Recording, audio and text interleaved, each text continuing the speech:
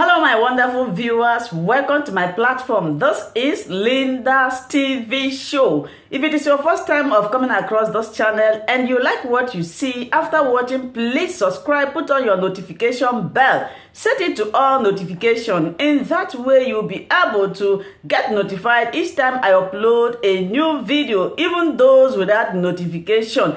Here we react to all forms of videos, international and local. Every Saturday by 2 p.m. we have our interaction section. You are free to call in to air your opinion about the happenings in our society. Invite your friends, share my videos with your families and colleagues. Do not keep this information to yourself. Myself, I will be sitting down here to watch this video together with you from the beginning to the end. Then we'll go to the comment section and leave our comment, our opinion about the video we watch constructively as we watch this video, my people. That a clash? So, what did Ipob do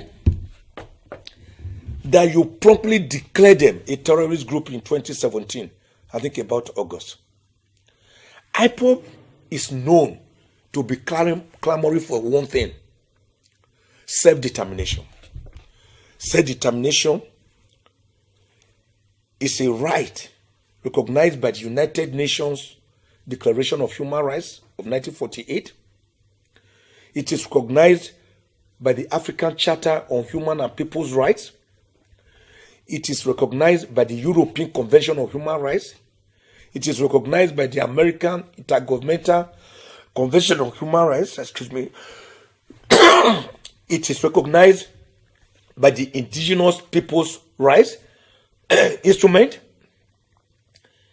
It is recognized by the civilized world that where a people feel they are suffocating under a particular system, like the Nigerian system, which they call federalism, which is actually unitary, they have a right to seek for self-determination.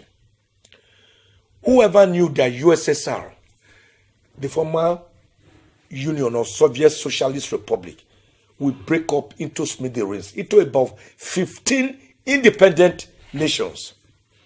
Eritrea and Ethiopia used to be one country. Today they are two sovereign countries. Sudan and Southern Sudan used to be one country. Today they are separate countries. India, Pakistan, and Bangladesh used to be one country. Today they are separate countries. So you cannot say a people cannot seek for self-determination if the system under which they are presently being held together, being coupled together forcibly, is no longer working, or is now asphyxiating, or is hemorrhaging, or is suffocating. They can seek for self-determination. That is all that Ipob has been saying. And we all see Ipob.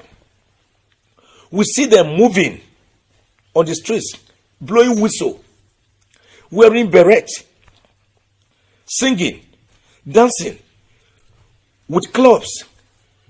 How does that make them a terrorist group?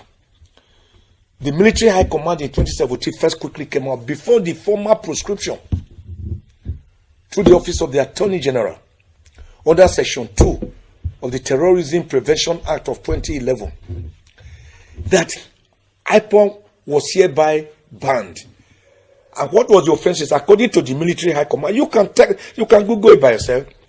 Said they were carrying clubs, they were throwing pebbles and stones, and that they seized a rifle from a female military officer and 2 rifles from other military officer.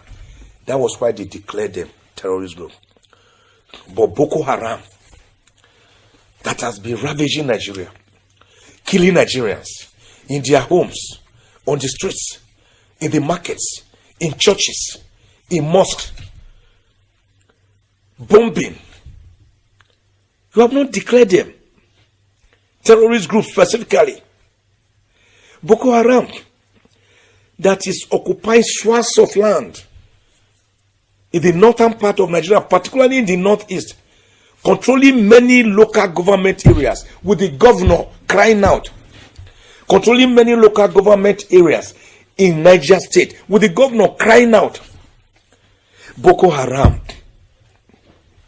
that now give passes, set up their own government, and impose taxes on the indigenes, that they must pay tax, and they must pay certain tithes and certain dues, and with a pass before they can pass, because they can go somewhere. You haven't seen such a group that is challenging your sovereignty and your suzerainty, challenging your legitimacy as a terrorist group. That is double speak by this government, and it is this kind of double speak, this kind of self-contradiction, that the insecurity is still festering and ravaging. You need to do things holistically, using the same rule, not rule of law for some people and then rule of the thumb for others. It cannot work. A group is challenging your legitimacy, making your state look like a failed state. And one of the greatest indices of a failed state, apart from grinding poverty, which we're already in, being the poverty capital of the world, having overtaken India, apart from corruption, monumental corruption, which we're already in, being rated by Transparency International, under the Transparency Anti-Corruption Perception Index in 2022, as the number 149 out of 180 countries in the world, most corrupt, and the second most corrupt country in West Africa. Those ones are already there as indices of a failed or failing state. But one of the greatest indices of a failed state is when non-state actors like Boko Haram, like armed bandits, like kidnappers, begin to challenge the supremacy of legitimate government, dictating the pace in terms of violence, infliction of violence, in terms of control of instruments, of coercion, of violence. That is a failed state. You don't need any other definition. And that is going on in Nigeria, where Boko Haram and armed bandits will attack the very institution of defense, the Nigerian Defense Academy, and take away some officers, killing one of them. Where Boko Haram, kidnappers, will kidnap some students in Kaduna State, and then dictate to the government and the parents of these children to buy them bags of rice, bags of gari, bags of beans, to buy them tomatoes, tarodo, tatashi, vegetable oil, palm oil, even dictating the quantity that will be bought, that must be bought for them, so that they can feed their children who are under captivity for the purpose of extracting ransom from the parents. That is a failed state. You don't need any definition, other definition for it. So, the president, after the Attorney General did his work gazetting these two groups as terrorist groups, has done well. But he has not done very well. He fell far short of going the whole hog. Declare Boko Haram, mentioning specifically, you are hereby declared a terrorist group. Miyeti Allah, you that have been owning up to killings, to attacks on innocent villagers, owning up to sending people, you are hereby declared a terrorist group. These are more terrorist inclined than Ipob, that were blowing whistles and marching on the streets, carrying club dancing. We want Biafra. We want Biafra. That was what you categorize as terrorism. And then you now put away their leader, the leader of Ipob, Nnamdi Kanu. he was even captured in Kenya and forcibly brought to Nigeria. He's in detention. When Nigerians, this government particularly, I need to drum it to the ears of this government. Because with all respect, this government appears dumb. It appears numb. And it appears deaf. And it appears blind. Let me drive it home. When the time of an idea has come, you can't stop it. Adakaboro was killed for an idea.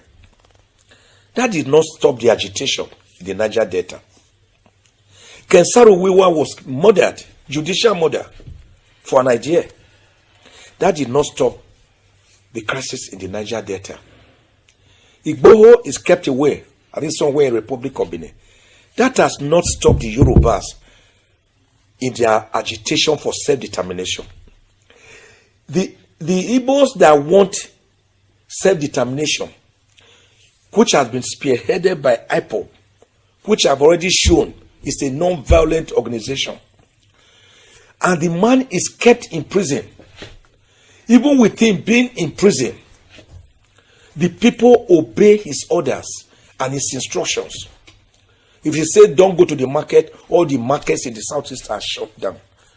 If he says you may now go, they all go. No government can give those directives and they are obeyed. It shows that young man in detention is not compelling or forcing the people. Rather, the people are merely galvanized for an idea that they believe in. If they do not believe, and he says sit at home, all of them will say go to hell. In fact, for that reason alone, they will say, since he has told us to sit at home, it is today we will all now go out. Anybody knows that the average Igbo man is independent-minded and is highly Republican. That you cannot force things on him or her. But for them to follow that man in incarceration, that shows that it is an idea that is fighting for, that they believe in, trying to say that we are not that dot in the large cycle as seen by Mr. President. So my honest advice to Mr. President and his advisors is to say, seek a political solution to this Nnamdi Kanu matter.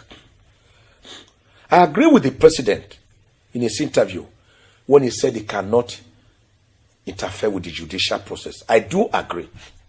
He should not be seen to interfere with the judicial process. I score him very highly there.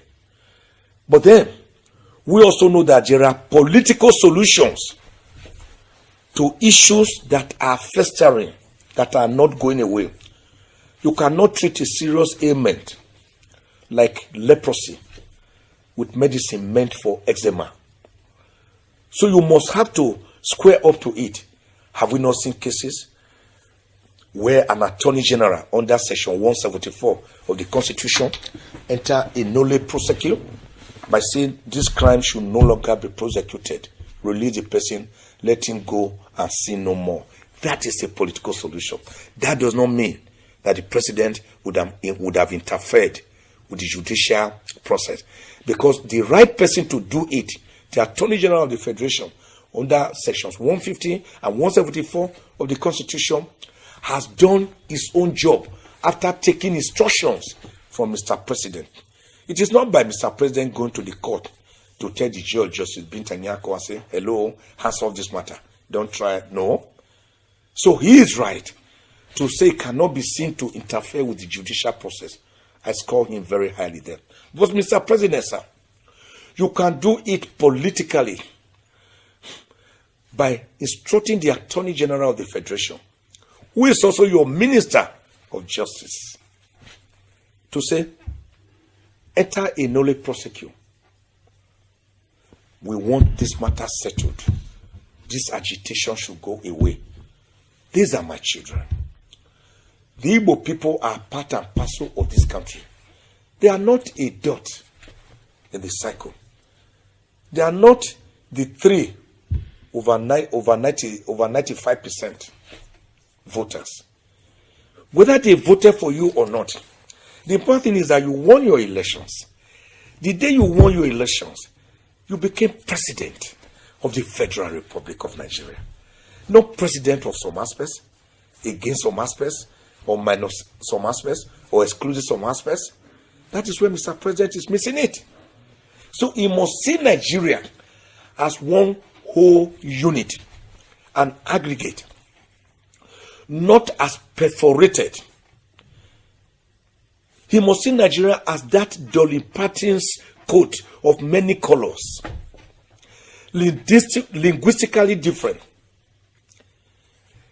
religiously different, ethnically different, but with all having a common purpose, which was why some people blamed, or some people did not think Ahmadu Bello did well when he said in 1942, during the debate in the Hansa, that Nigeria was a piece of historical mistake. Awo in this book, written in 1948, also saw Nigeria as a piece of geographical expression. That there are no Nigerians, in the true sense that there are Irish people, or the Scottish people, or the English people. He was right. That was why when Zik, during the independence agitation, told Ahmadu Bello, the Sardauna of Sokoto, who later became the premier of Northern Region, while Zik became premier of Eastern Region. He said, Zik told Ahmadu Bello, we should forget our differences. Ahmadu Bello gave him the right answer. He said, no. Nnamdi Azikiwe, we should not forget our differences. We should recognize our differences. That you are an Igbo man and a Christian. That I'm a Fulani and a Muslim. But that these are differences, having recognized them, we should now decide to work towards the same goal. He's called the bull's eye. Are we doing that today? Is the presidency promoting that unity, that unism that we ought to see when 97% or more of the entire security apparatus of the country is made up of one section of the country, one religion, thus making you prebendalistic, chronistic, sectionalistic, using favoritism and rule and divide tactics? Can't Mr. President see that the country is bleeding, is hemorrhaging, and that we are actually following, ironically and unfortunately, the social theory of Claude Ake and other eggheads like him, that Nigeria is operating a disarticulate economy where we produce what we do not consume and consume what we do not produce? Can't Mr. President see that? Didn't Mr. President and others, the leaders, the leading lights of APC, were they not on the streets in January 2012 in Operation Close Down Nigeria in Abuja and Lagos and Ibadan and Osogbo over removal of oil subsidy? Because they said the Jonathan government was lying, that there was nothing like subsidy on oil, and that in any case, if there was subsidy, it was only benefiting the few, but that they should not remove it. They demonstrated. Jonathan had increased the fuel price to, I think, about 100 naira, and then that forced him to bring it to 97 from about 88 naira per liter. This government has already increased the pump price of fuel on about 2 occasions. Today is about 165 naira. They are still threatening. They are now calling it final removal of subsidy. And I asked the question, which subsidy? The one you said was not there in January 2012? So we have to be interrogative. We must challenge authority. We must speak truth to authority. We must challenge impunity. We have to ask APC and Mr. President, you promised us that the naira will change at 1 naira to $1 when you become president. You met it at between 170 and 180 naira per the dollar. Today in the black market, the naira is 558 and 559 naira, and still counting to the dollar. In the government official rate is over 400. You met it at about 180 maximum. You told us that you will lead from the front as a retired military general, and that you will crush Boko Haram within 3 months of your coming to power. 6.5 years later and more, and still counting. Boko Haram is waxing stronger and stronger. So you failed on that in this. Then you told us we will wipe out corruption. But today, corruption is trotting about like a proud peacock. Where under Jonathan, Yaradua, and Obasanjo, corruption was democratized, allowing the sit-down syndrome, allowing everybody to still eat and chop. Today, corruption has been privatized. It is in the pockets of less than 0.5% of the 213.9 million Nigerians by United Nations projection. Again, in that area, Mr. President has failed, and his government has failed. Then you told us the third tripoda promise. You will strengthen Nigeria's economy, and we will have one of the best economies in the world. Mr. President, sir, in 2015, you made the Nigerian economy rebased by the World Bank and the IMF at over $500 billion. Nigeria overtook South Africa and made South Africa to become second. Nigeria became the 7th fastest growing economy in the world. Mr. President, sir, today, Nigeria is number 149 out of 180 most corrupt countries in the world, as observed by Transparency International in their Anti-Corruption Perception Index. And Nigeria is the second most corrupt country in West Africa. Again, Mr. President, sir, with all respect, you have again failed in that area. So, sir, what do we do? You still have approximately 1.5 years to do some magic, some miracle. Great presidents are known in times of difficulties. Harry Truman, David Eisenhower, John F. Kennedy, Abraham Lincoln, the man who on the 19th of November 1863, at his Gettysburg Declaration in Delaware, defined democracy as government of the people, by the people, and for the people. Winston Churchill is remembered today for his role during the Second World War. So he becomes immortal, imperishable in the hearts of the Britons. Martin Luther King Jr., a young man, took up the challenge where Rosa Parks stopped.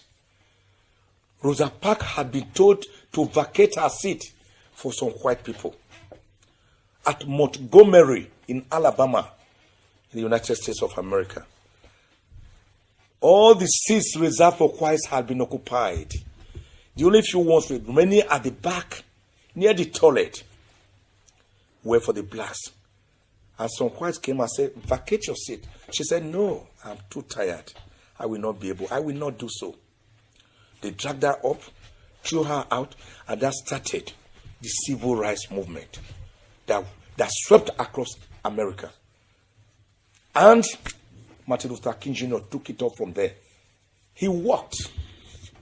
So there is a saying that where Rosa Parks sat, Martin Luther King Jr. walked. So so that Obama could run. Obama has run so that our children can fly. So great leaders are not given to damage assessment or lamentations.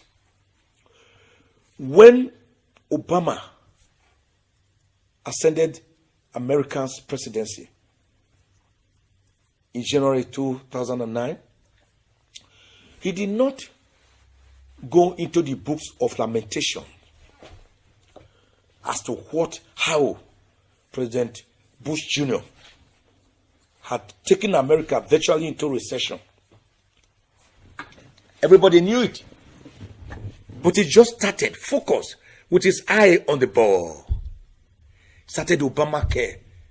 The Republicans were even fighting him not to succeed, while the Democrats were fully with him.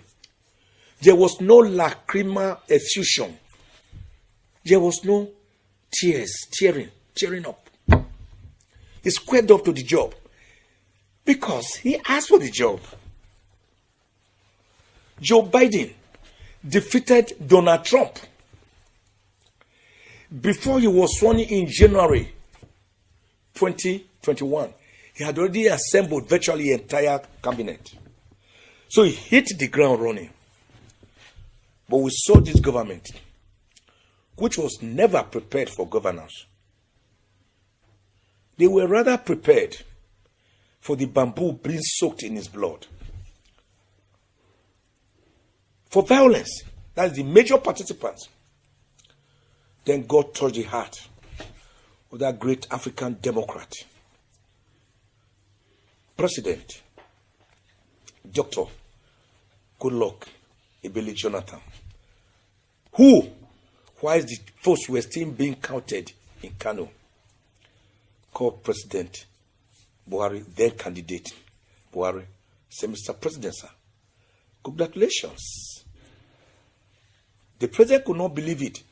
God bless President Buhari, because on 3 occasions at least I've watched him say it, that Jonathan shocked him and surprised him. That what he did, not many people in the world can ever do that. So he congratulated Mr. President. The power you wanted, you couldn't get it in 2003. You failed in 2007.